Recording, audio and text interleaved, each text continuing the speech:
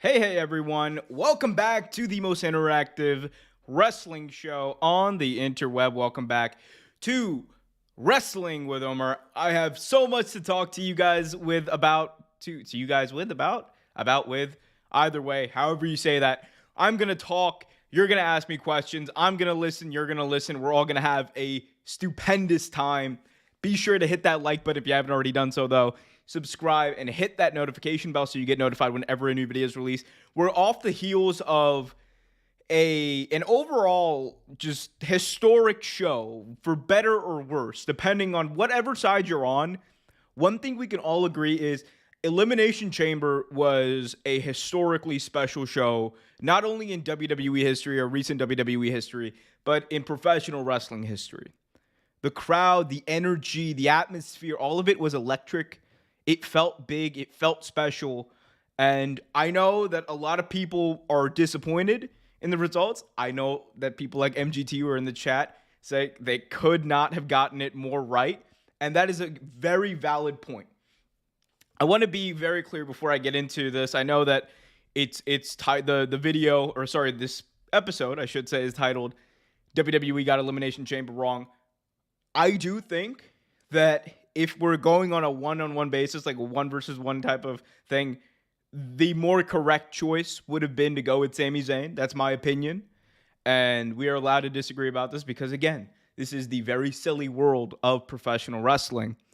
But again, it's at the end of the day, it's wrestling. We're allowed to have different opinions, and I want to hear from you. Let me know your opinions in the chat. If you want to guarantee your question or statement gets read out on the air and get some ample time in its answer, be sure to leave a super chat. They're also a great way to support what we do here at Real Take Wrestling. So be sure to do that if you can. And also, we'll keep on going through some of the chats as we get them as well. So we'll talk about the Sami Zayn thing. We're also going to be talking about Mercedes Moné winning the IWGP Women's World Championship at Battle in the Valley. Same night as Elimination Chamber, an amazing night of professional wrestling. And a lot of debate about what was the bigger show, what was the best match of the night. Was it Sami versus Roman? Was it the men's Elimination Chamber? Was it Mercedes versus Kyrie? I'll talk about that a bit as well. But let's get right down to it. Let's get right down to brass tacks and talk about the Sami Zayn finish of Elimination Chamber. As I take a sip of water. So, at Elimination Chamber, we saw Sami Zayn come out to one of the most insane reactions I've ever heard as a wrestling fan from a crowd, in that it was just, it felt... So a lot of people talk about Canadian Stampede, right? As that show had a very special feel. The Canadian Stampede in your house that they did back in the 90s. It had a very special feel. The atmosphere was electric. It just, going into it, everything just felt different, and it felt special, and it felt big. And I've heard a lot of people who were fans, especially Canadian fans, talk about that.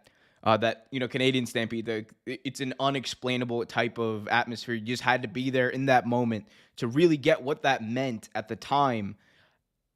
And I really feel that with this, because I think people years from now are going to be looking back at this as a very special moment for sure.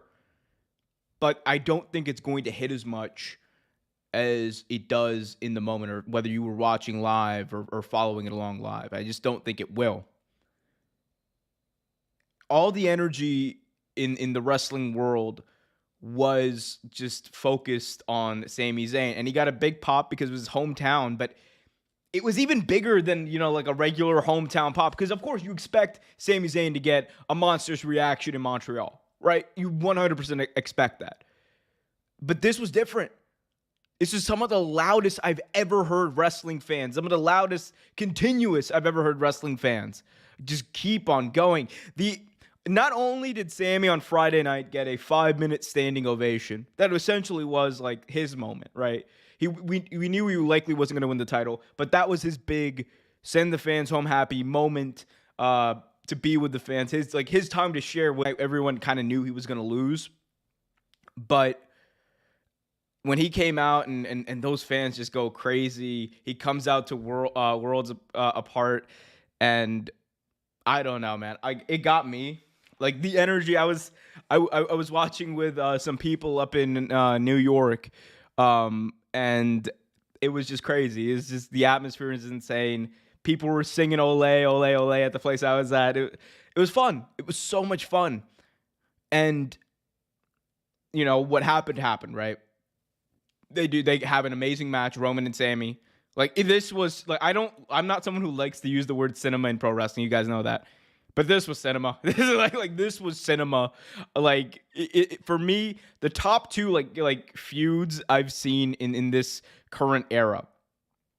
The top two feuds I've seen like that sustain stories that really like told these stories well over a long period of time were this and the Hangman Adam Page Elite story. Like those are for me the creme de la creme. Those are things that I would 100% classify as wrestling cinema.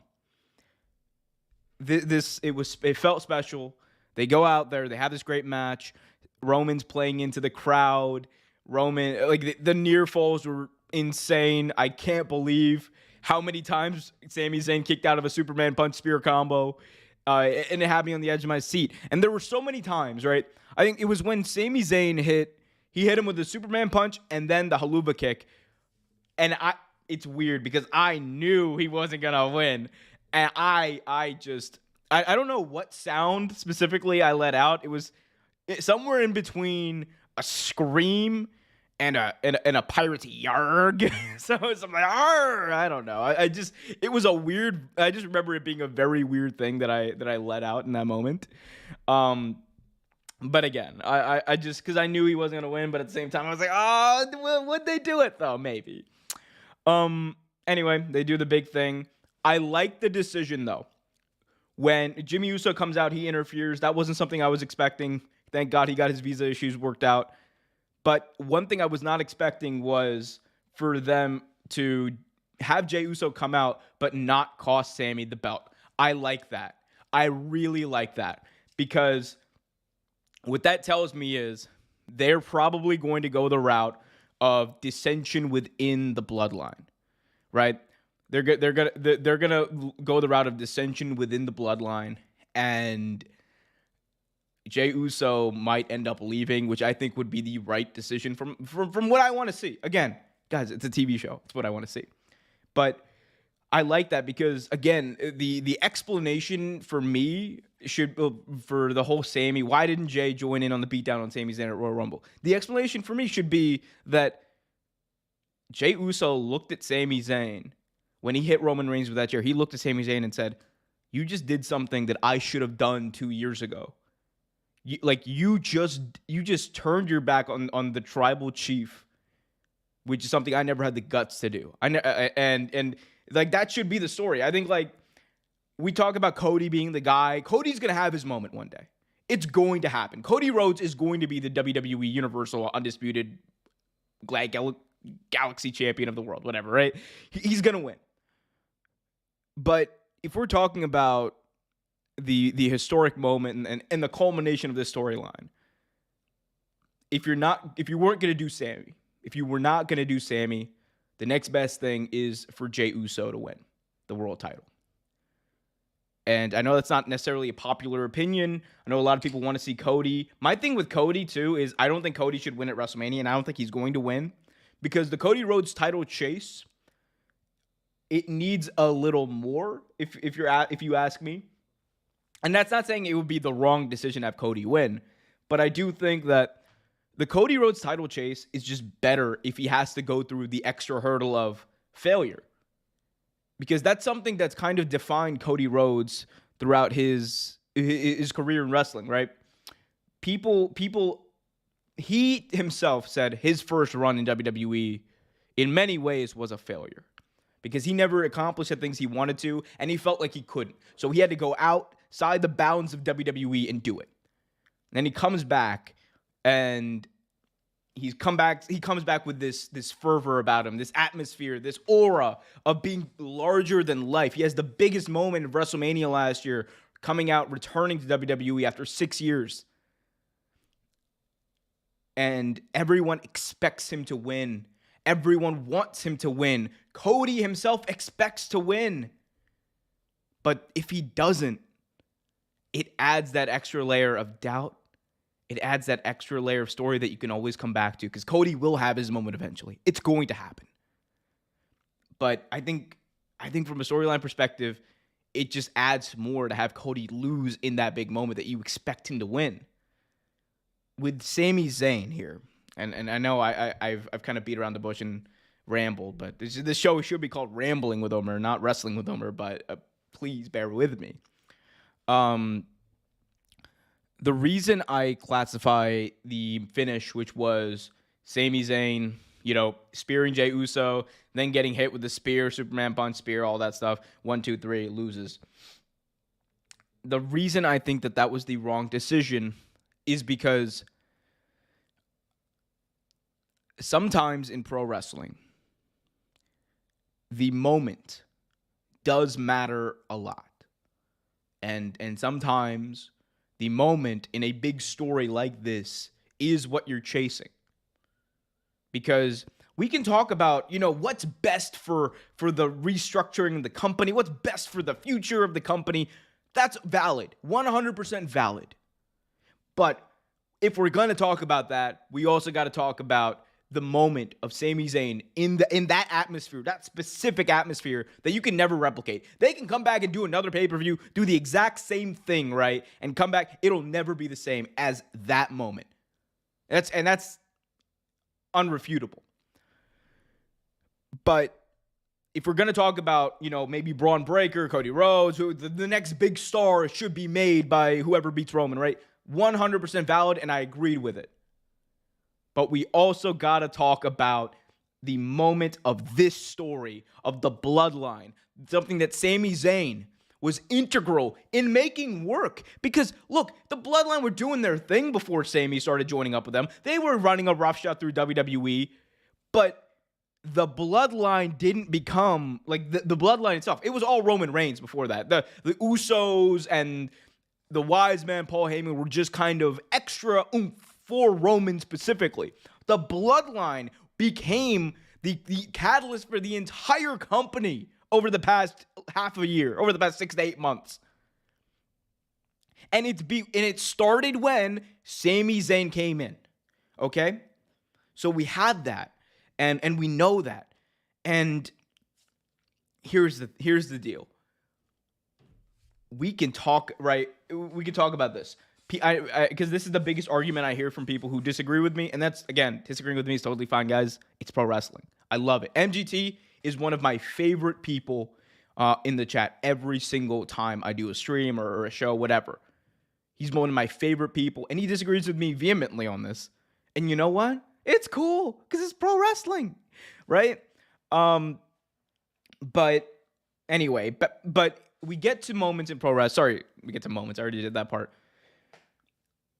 The argument that people make all the time is that Roman Reigns has this title reign that's nearly 1,000 days. And whoever beats him should be someone that's going to be like a world champion for the next 10 years, or going to be they're essentially going to make a guy, right? Like the mafia does. You're going to make a guy. And that is true. And normally I would agree 100% that there's really no scenario where that wouldn't be the case. If there were ever an exception, though, I think this is it. I think this was it. And again, the underdog story portion of it is valid. I think that the fact that Sami Zayn was in his hometown, and you thought the reaction of him coming out would have been big. Like, that moment. Like, that's something WWE, we don't even talk about this. WWE could have literally profited off of that moment of Sami Zayn winning the world title from Roman Reigns for decades. It would have been an iconic thing. Like, this would have been something in, like, documentaries they'd be talking about. This would have been something for decades they'd be talking about. Where were you when Sami Zayn beat Roman Reigns? It literally would have been that big in Montreal.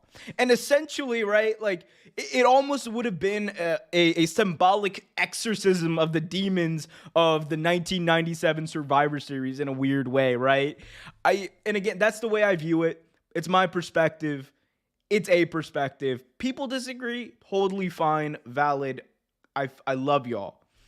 But you cannot tell me that moment is not a valid ending or a valid point in this story, because Roman's going to win the title back eventually. No matter who beats him, he's going to win the title back eventually. Unless he goes away to Hollywood, which is a whole different argument for another day. But eventually someone's going to beat Roman. And I think, again, there's like very few exceptions to the rule of someone who needs to win the title like should beat Roman. But and you could actually, I actually would make the argument that Sami Zayn needs to win the title, because he's one of the biggest ratings draws in the entire company now. Like, Sami Zayn, like, this story, throughout this entire story, even when Roman Reigns isn't there, he not only keeps the ratings, but the ratings go up whenever Sami's on TV, even by himself. He keeps those quarter-hour ratings. The Montreal, like, there's a reason why in Montreal on Friday Night SmackDown, the night before Elimination Chamber, who was the main event segment? It was Sami Zayn, because they trusted him by himself keeping that rating. So, again, it's not, and there's no one perfect answer. And I want to be clear about that. This is not me crapping on people who think that Cody should win. This isn't me crapping on people who think there should have been another outcome, whatever, right? I just am sharing my opinion. And it's okay, because it's professional wrestling, but did WWE miss an opportunity here? I think they did. Quite frankly, I think they missed an opportunity because, again, this is very seldom that this happens, where one specific moment is bigger than, like, you know, necessarily like the long-term, like, storyline of, okay, what's Sami Zayn going to do afterwards? Because you could always make good television. I don't like the argument, right, that, oh, well, if they make Sami Zayn the champion, then TV afterwards is gonna suck because they're not gonna do anything. That's okay. My two big things about that, right? One, you should be able to book anything to be good television. Given all the hoops that WWE has to jump through, they make it harder themselves, in my opinion, to book good TV. AEW does it too, but I think if Sami Zayn, as hot as he is right now, is your world champion, and you can't find a good way to book him, that's just on you. I don't know what to tell you. And number two, people are like, there are a lot of people out there who are like, well, you know, the chase is great, but once he wins and after that, it's going to be underwhelming. Of course it is, because the chase has been so great. But sometimes the culmination of those chases are the moment that you've been waiting for. Bryan Danielson's title win at WrestleMania 30 was one of the best moments in pro wrestling history. Yet, his run afterwards, granted, there were injuries, but his immediate run afterwards, where he wasn't injured with Kane, wasn't great. But that's a combination of crappy booking. And again, the chase is never going to be, or the moment is, or the aftermath is never going to be as good as the chase. But that's how it works. It's how it's worked with almost every babyface champion in the history of wrestling, or wrestling TV at least. So I don't like that argument necessarily, but I think it's just based off of perspective. People want to see different things, and that's the wonderful thing about pro wrestling. That's why I love you guys. You guys are an awesome community. I'm trying to keep on building on top of this community, so do me a favor. Go follow us on Twitter at RealTakeW. Real Take Wrestling was already taken somehow, but at RealTakeW on Twitter. Be sure to subscribe, youtube.com/RealTakeWrestling. And hit that like button if you haven't already done so if you're on the live stream. And if you're listening on Spotify, Apple Podcasts, be sure to leave a 5-star review. MGT's in the chat saying, Sami said this was his WrestleMania moment. This was his WrestleMania. So the story with him and Roman is over. I don't think it should be over, but I think it is. From a WWE storyline perspective, I think the story with him and Roman is over. I don't think it should be, though. MGT in the chat also says, Sami Zayn looked strong, that Roman looked hella weak. Okay, how did Roman look hella weak? Sami Zayn hit him with like all of his finishing moves like 5 times, and Roman still kicked out every single time. I mean, and also I need to do one more thing. A lot of people who were defending Sami Zayn, right, or Sami Zayn not winning. One of the arguments I heard online that I was just like, I rolled my ass. I was like, well, look, Sami Zayn was protected more so than other people were because, like, he actually hit Roman Reigns with his finishing move and had him down for the 1-2-3. It was just the ref didn't see him, so they protected him, and that's how it makes it different than like other people, and they made him look strong. I'm like, I'm not arguing that they didn't make him look strong. They make Sami Zayn look like this was Sami Zayn God mode. Okay, this is Sami Zayn God mode. But that whole thing of the false finish with Roman Reigns where the referee's knocked down or the referee doesn't see it and he's down for the 1-2-3. They've done this multiple times. like let's not act like they've never done that before. Did it with Balor. Did it with Brock. He literally tapped out to Daniel Bryan. The one time Roman Reigns actually tapped out on WWE, it was Fastlane 2021. He tapped out. So like it's not different. That's the thing I want to get to. Let's not pretend like it's something it's not. If it's just a thing of Sami just isn't the right guy, that's a valid argument, and I'm willing to have that argument, and that's fine, and I'm willing to accept it from you. But if your whole thing is, well, here's why he was protected, and it's different from everything else. Let's not pretend like it's different. Like, come on, guys. But I hear y'all. Last note about the Sami Zayn thing. I'm going to be very interested to see what they do. MGT says to think that Roman once squashed Sami. Yeah. But I mean, there's also like, I think, credence to the home field advantage thing, right? And they built that up. It's a very sports feel, and I like that. The home field advantage thing, like you're in your hometown, and it kind of gives you that extra motivation and the extra gear. You know, and Roman was really in hostile environment. One thing that I did think about, though, was, and I think this is like a more apt comparison. A lot of people, including myself, have brought up the Daniel Bryan rise of Daniel Bryan in 2014 and compared this to Sami winning. I think a more apt comparison would be RVD beating Cena at ECW One Night Stand in 2006. Because and the elements of the elements are there for both of those scenarios. I think, of course, Sami and Roman have way more history and the story is way better. But there was a story with RVD and John Cena going into One Night Stand 06. And the atmosphere in 06, like RVD's entire win at One Night Stand 06, that was like for the moment. That was 100% for the moment. And I think it's an argument of why sometimes for like those for the moment wins, sometimes, not every time. We're not going to Vince Russo this, bro. But sometimes those are necessary because you need those moments. You need those moments to play back. You need those moments to make fans hopeful, to sometimes make fans think about like, man, it's kind of unpredictable. You never know what's going to happen. That's why we love pro wrestling, right? And again, you don't consistently do it. I just think if there was ever an opportunity to do it, this was it, right? And that's my argument. I'm sticking to it. I love you guys, though. Again, hit that like button, subscribe, hit that notification bell. We got some other stuff we're going to get to. By the way, I've been following this Ariel Helwani, Tony Khan stuff. I want to be crystal clear. I am not on anyone's payroll. I wish I was. Someone freaking pay me. That'd be great. But here's what I'll say, man. Here's what I will say. Children.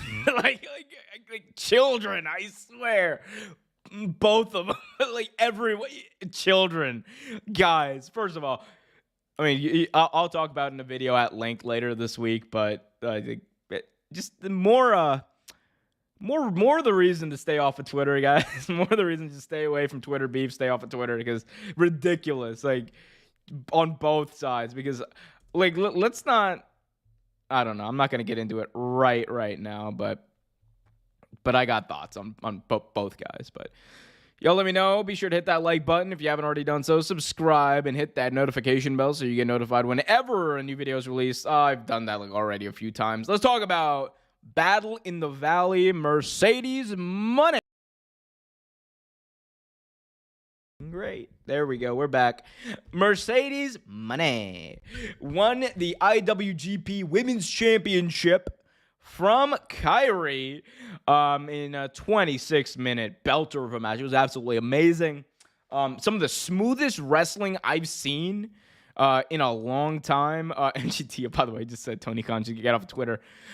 And I think Ariel Helwani, man, look, yes, Tony Khan should 100% get off Twitter. It's not doing him that many favors to be tweeting like that. I also love how on the end of his tweet, the dude added like hashtag AEW Rampage just to get it off. But I will say this. Ariel Helwani's response to that was a little out of pocket. Like the snowman thing was a little out of pocket. I ain't gonna lie to y'all, because that again, you're getting called out for being like an unbiased journalist, whatever, right? That's very out of pocket. But to also hint towards those that speculation about AEW, I was just like, I don't like that either, because it kind of undermines the point of view saying that you are not a biased journalist. But whatever. I have no dog in this fight. I think they both kind of look ridiculous. The one thing I will say, right, of where Ariel Helwani is entitled completely to his opinion about wrestling, and he doesn't have to be a biased or an unbiased journalist, by the way. He's not a wrestling journalist. He's he's an MMA journalist, and I think there's a lot more ethical leeway when he talks about pro wrestling, because he talks about it, I think, more so as an analyst. He doesn't break news necessarily all the time. Like the one time where he even weighed in was like during the Saudi thing, and he's just like, my sources tell me no, but I don't cover this for a living, so I'm just saying, like, he doesn't cover WWE or wrestling for that matter as a journalist. He covers it more as an analyst. But whatever, Tony Khan can promote his dead show Rampage 100 times a day. Nobody gives a crap. I mean, I give a crap. I think Rampage is a great show. I never watch Rampage live, but I always watch it on DVR, and I think it's a great show. Like, Rampage is one of those things where it will never be a bad show, because it's just an hour long of just action match after action match after action match. Like, it's match after match after match, move after move after move. It's just fast moving, enjoyable, always fun to watch, right? Like, that's why Rampage, to me, like, it's very hard not to like an episode of Rampage, although there have been some stinkers, I will say that. But 9 out of 10 times, like, Rampage is a fun show to watch. It's just not must-see television live every week, right? Especially 10 p.m. on Friday, it's a death slot. But 7 p.m. on a Friday, I think that's a much better time slot for Rampage. They should do that. Anyway, I got way out of this, but here's what I will say, though. Ariel Helwani, all due respect to you, my friend. You are a legend in this business. You are a legend in broadcast, period, right?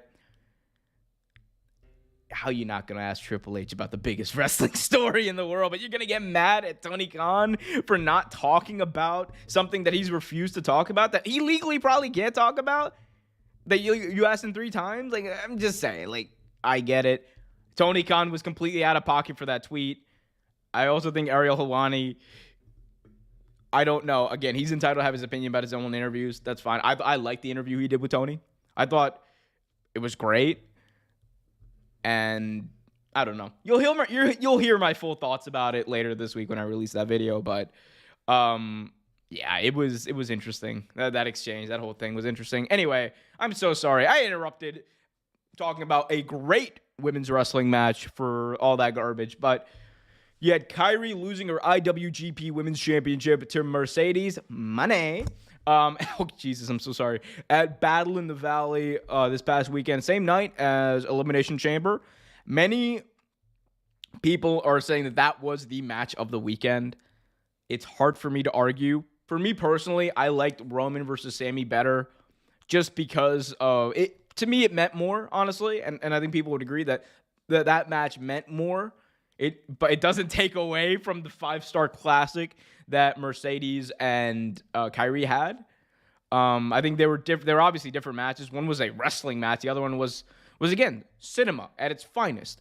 But Yeah, I think MGT in the chat is going on his anti-Tony thing. Tony didn't answer anything. He did. Like, watch the interview. It was a good interview. Tony Khan gave him stuff. He just didn't answer anything about CM Punk, which is like valid. You can't talk about it because there's like, you talk about it, like you could open yourself up to like legal stuff, and it's something that he refused to talk about. Kind of like how Triple H, although he's never been asked, but Triple H doesn't talk about Vince McMahon's allegations. Triple H doesn't talk, like, we don't talk about that because it's Triple H, right? Just saying. I think it's a fair question to ask him, but he doesn't talk about it. He doesn't bring it up. Why should Tony Khan talk about something like that might open him up to liability? I'm just saying. Like, if we're gonna be honest, and people gonna be like, oh, you have an AEW tilt or whatever. You talk about AEW too much. You talk about blah blah blah blah blah. Guys, the past like few weeks, all I've been talking about is like Sami Zayn. Like, Sami Zayn's like my favorite thing in wrestling right now. But again, it is what it is, right? And I'm not saying that to you, MGT. Mostly like buttholes in the comments who say that about me. It's like, oh, you love to talk about AEW, but you never talk about WWE. I'm like, bro, have I ever done an AEW watch along? No. Or an AEW pay-per-view watch along? No. I only do WWE pay-per-view watch alongs because I'm like, yeah, it's a fun way to watch those pay-per-views. Anyway, whatever. I don't know how MGT just finds a way to like grind my gears, and I'm not even mad at him. I get mad at like the people. I need to be better. Be better. Anyway, let's move on, guys. Or let's keep talking about this great match. So Mercedes beat Kyrie. Mercedes and Kazuchika Okada had this awesome moment at the end of the night at Battle at the Valley where she was talking about how like you got Mercedes Moné here and you got the Rainmaker Kazuchika Okada, and we're gonna make Moné reign over IWGP. And I was like, ooh, that's a good one. I like that because I'm a very corny individual and I love some corny puns and play on words. I love that kind of stuff. So kudos to you, Mercedes Moné, for that.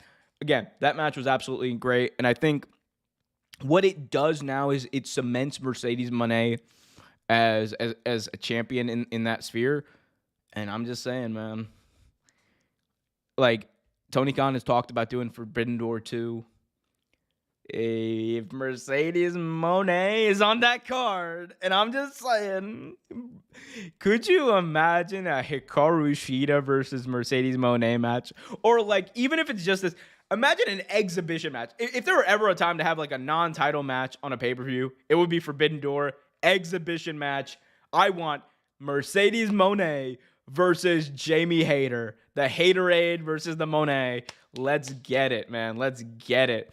MGT says, why did New Japan have a pay-per-view the same day as Elimination Chamber? So it was actually a New Japan Strong pay-per-view. So that's like their American show. Why did they have it? Well, it was on the West Coast, so it has a later start time. And it essentially, it's actually a pretty good idea because New Japan Strong is only going to New Japan Strong is gonna like, you know, what's it called, draw a more hardcore crowd, and a lot of those people are gonna be watching Elimination Chamber. They're gonna want something to watch after that, and you do get pay-per-view buys off of that. Like I've done that before. I watched Battle in the Valley last year. I watched it this year after Elimination Chamber, and fun time to watch, or fun thing to watch. It's like I don't know. I enjoy it because it's also a different style. You're not watching the same style of wrestling for like 8 hours. You're watching a different style. So it's like a business decision. It does work for them. So kudos to them. It works. It's a lot different than television because week-to-week television, like that's why I don't compare this to like Rampage being on at 10 p.m. on a Friday every week, picking back off of SmackDown, because that's not a recipe for success consistently. But when people are already sitting down and watching that show and they're already watching Elimination Chamber, then they're also probably going to end up watching like whatever of New Japan Strong. And it's worked. The business model that they're working with does work. So,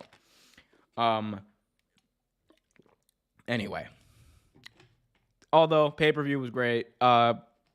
God, that match between Kyrie and Mercedes was great. Like, there were so many clean spots there. Mercedes had like a roll-through spot where she springboarded off the rope and like went into her like bank statement move. Just go watch the match if you haven't already done so. MGC says, you gotta hope that Revolution is not like an 8-hour pay-per-view. I mean, it probably will be. One thing I will say is, I kind of like, I used to be like very much like against the whole like AEW putting on like 7-hour pay-per-views or whatever.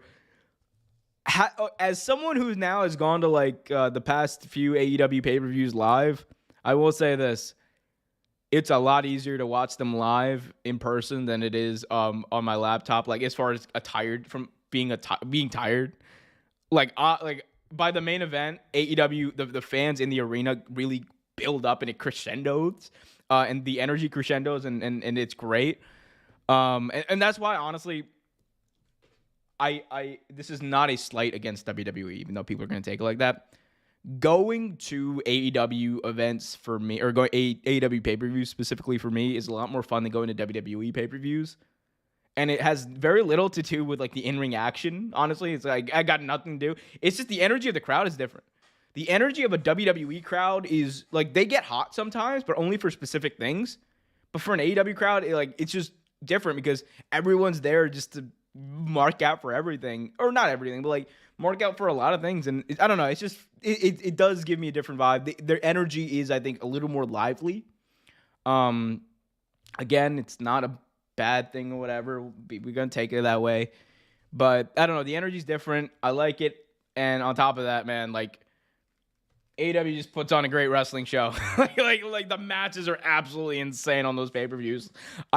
As much as I loved Elimination Chamber, and I loved it, the men's chamber match, 5 stars, Sami versus Roman, 5 stars, right?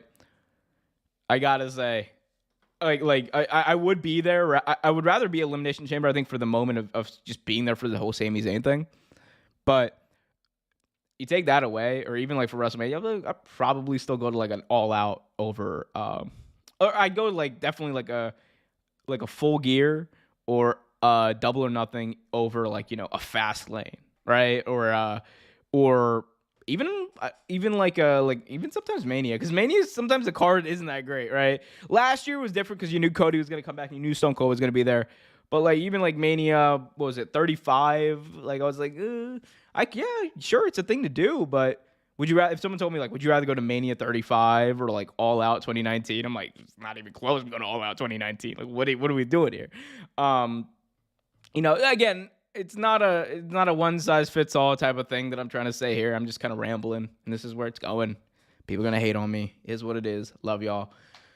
But yeah, no, I think this is great. Mercedes.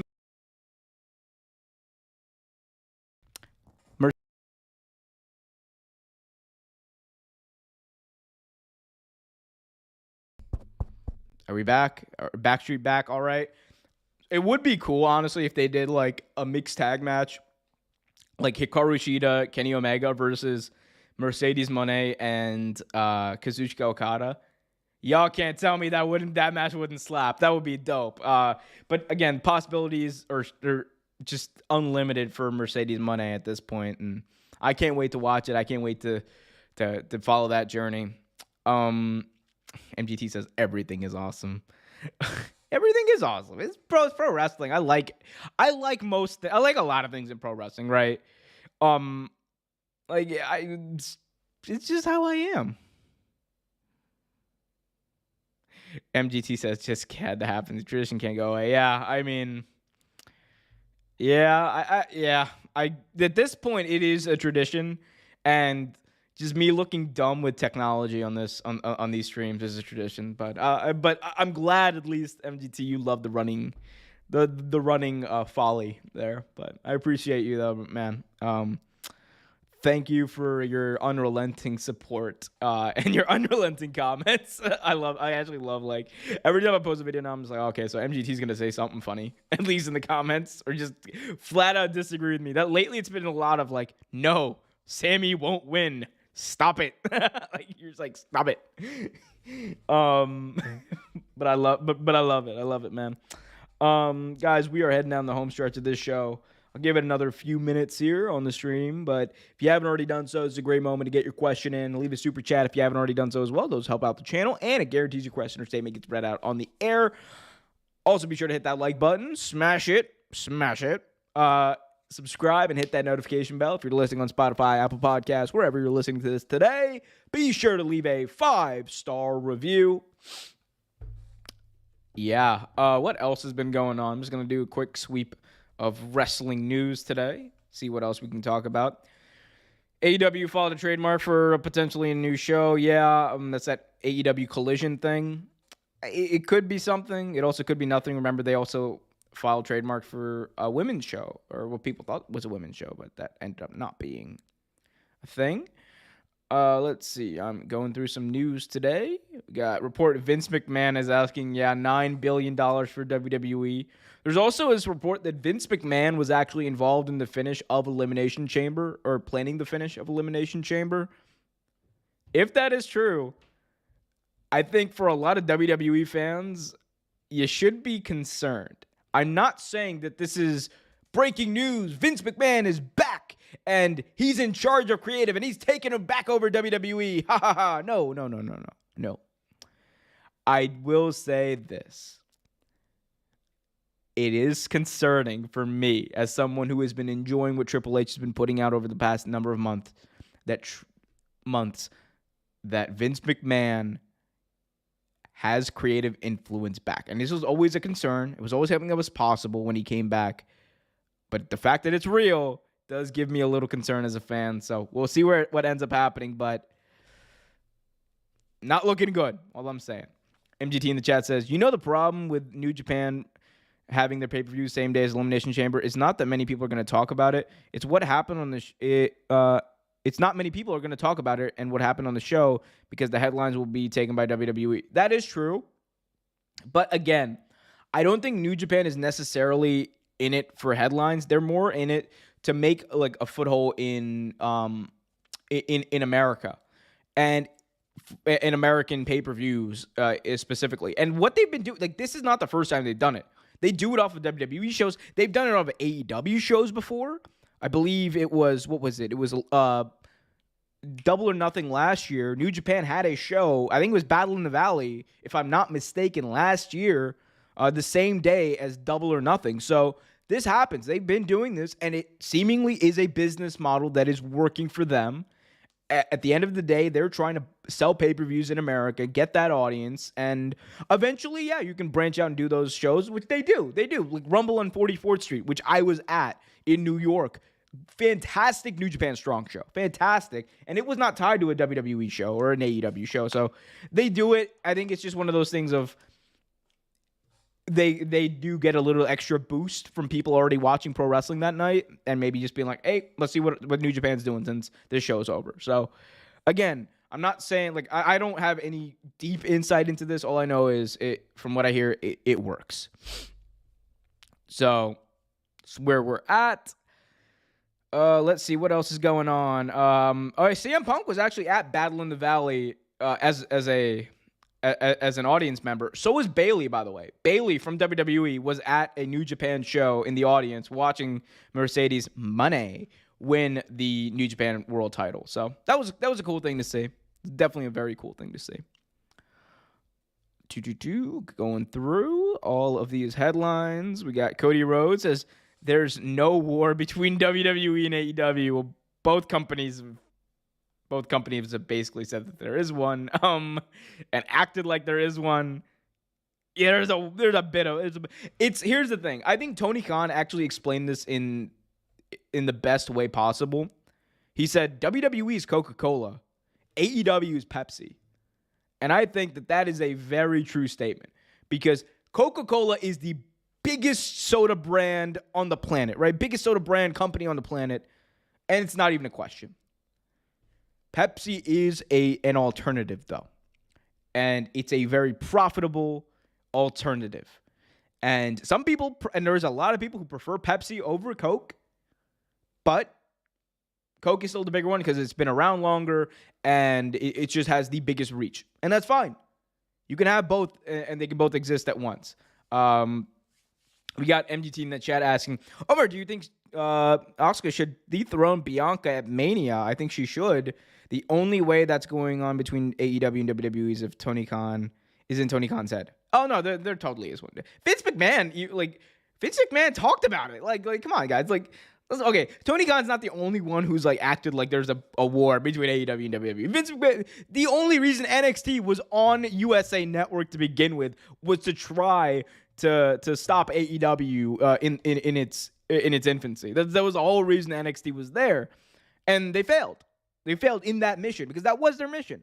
And WWE did this weird thing when AEW beat them in the initial Wednesday Night War, when they released that press release saying, "We congratulate all Elite Wrestling on their success and look forward to healthy competition." I'm just like, bro, what is this? It was weird.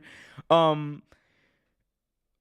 way Nick Khan obviously talks about Tony Khan, he refers to him as a kid.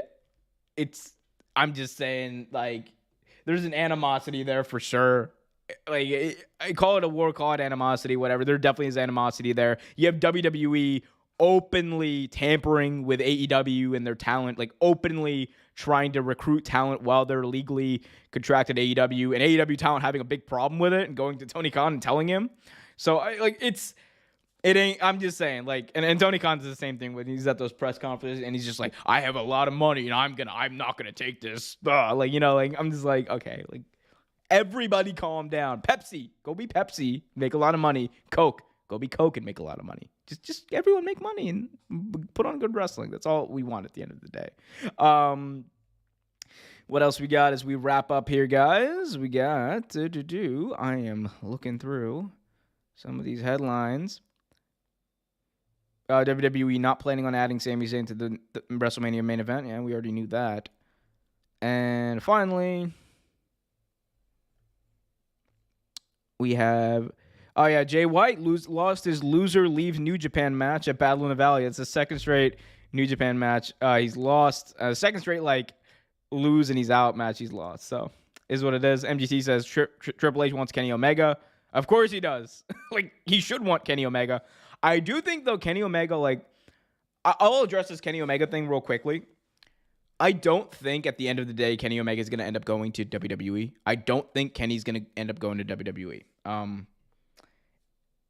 the reason for that is because of the way his contract with AEW is currently written and the way he also has spoken about it.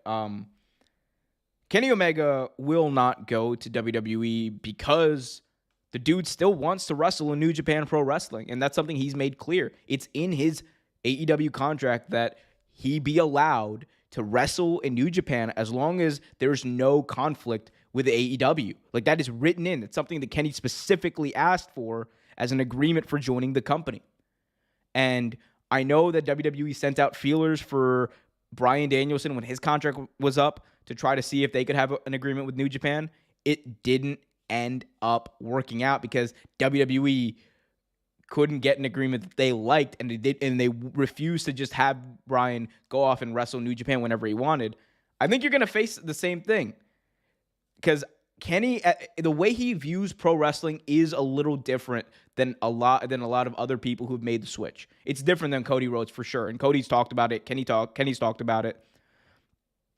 I think that Kenny Omega would want, wherever he goes or signs his next contract, and then it might end up being New Japan. You never know. I think he would want the freedom to wrestle in Japan because it's very important to him. He's talked about wanting to build wrestling throughout the world, and he wants to be one of those people who helps Japanese wrestling create a foothold in America and vice versa. And it's an important thing that he's talked about. He's talked about how Joshi wrestlers have faced certain tribulations. He was on Swerve Strickland's podcast talking about this, and it's something that he very much cares about, and I think that's going to need to be in his contract if he goes anywhere. That's just the way I view things and the way he's talked about it. MGT says Triple H wants Kenny Omega. Of course he does. We got Job in the chat saying Vince had his chance with Kenny. MGT says, didn't Kenny refuse Vince? Well, they all did. Cody, Kenny, Matt, and Nick all at the same time refused to go to WWE and bet on AEW. That's literally what happened. AEW wouldn't exist in the way that it does without the Elite. It probably wouldn't even be called AEW. So it was all of those guys. MGT says Hunter wants to end AEW. That's why he really wants to sign Kenny Omega. And you're the one who claims that there's no war in WWE. Come on, MGT. Job says, didn't Kenny get a tryout at NXT?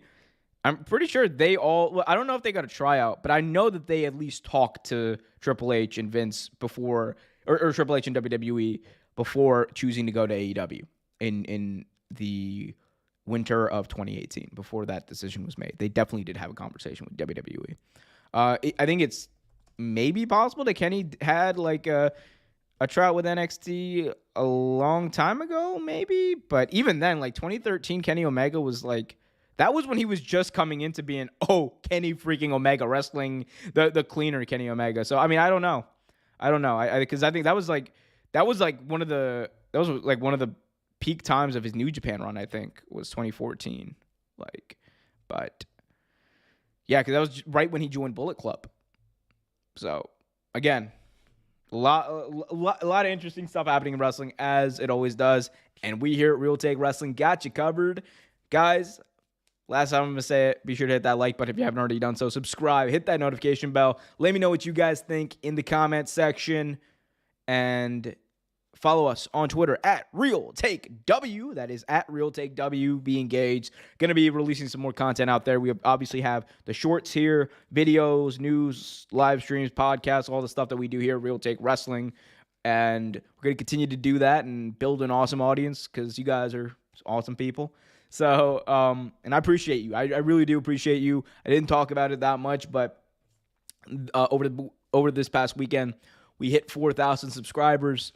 And this is like not me blowing smoke. This is not me, trying to make it big deal out of a small thing. Because to me, like the fact that 4,000 people, I was able to convince with whatever way I did it, whether it was a short, whether it was a live stream or a video, that I was able to convince 4,000 people to hit a button to follow me and follow this journey.